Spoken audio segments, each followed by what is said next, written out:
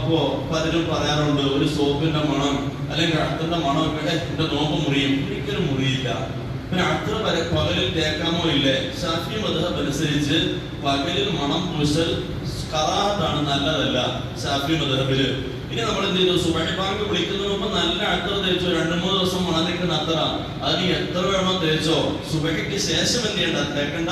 നേരത്തെ തേച്ചതിന്റെ മണം കിടക്കുന്നതിന് യാതൊരു കുഴപ്പമില്ല. അതുകൊണ്ട് നല്ല അത്തർ വാങ്ങിച്ച് ഇടയത്താഴ സമയത്ത് നിങ്ങൾ തേച്ചോ, അതിനകത്ത് യാതൊരു വിഷമവും വേണ്ട. അങ്ങനെയാണ് ചെയ്യേണ്ടത്. നമ്മുടെ ശരീരം ആൾക്കാരുടെ മുമ്പിൽ മാറുന്ന ഒരു അവസ്ഥയിലേക്ക് കൊണ്ടുപോകണ്ട. പക്ഷെ സുബഹി കഴിഞ്ഞിട്ട് പിന്നെ പറഞ്ഞ ശരീരത്തിന്റെ ഇച്ഛയ്ക്ക് പിന്നാലെ നമ്മൾ ഓടണ്ട. അതുകൊണ്ട് മണം ഏതെങ്കിലും കേട്ടു എന്നതിന്റെ പേരിൽ നമ്മുടെ ആദ്യം നോമ്പ് മുറിയുകയില്ല.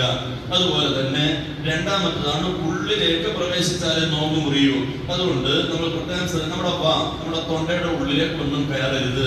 നമ്മുടെ ചെവി, ഈ കാണുന്ന ഭാഗം, നമ്മുടെ വിരലിട്ടാൽ നമുക്ക് ഏകദേശം കയറുന്ന ഒരു ഭാഗം ഉണ്ടല്ലോ, ആ കാണുന്ന ഭാഗം, അതിനുള്ളിലേക്ക് പ്രത്യേകിച്ച് ഏതെങ്കിലും തുരുമ്പുകളോ ടവലിന്റെ ഏതെങ്കിലും മൂലയോ അതല്ലെങ്കിൽ ഏതെങ്കിലും കമ്പുകളോ കൊണ്ട് ചെവിക്കുള്ളിൽ മാന്തി, കീ കൊണ്ട് ചില സ്വഭാവമാണ്, പെട്ടെന്ന് ഇങ്ങനെ മാന്തി കഴിഞ്ഞാൽ നോമ്പങ്ങ് പോകും, നമ്മൾ അറിയില്ല, ചെവിക്കുള്ളിൽ പോകും.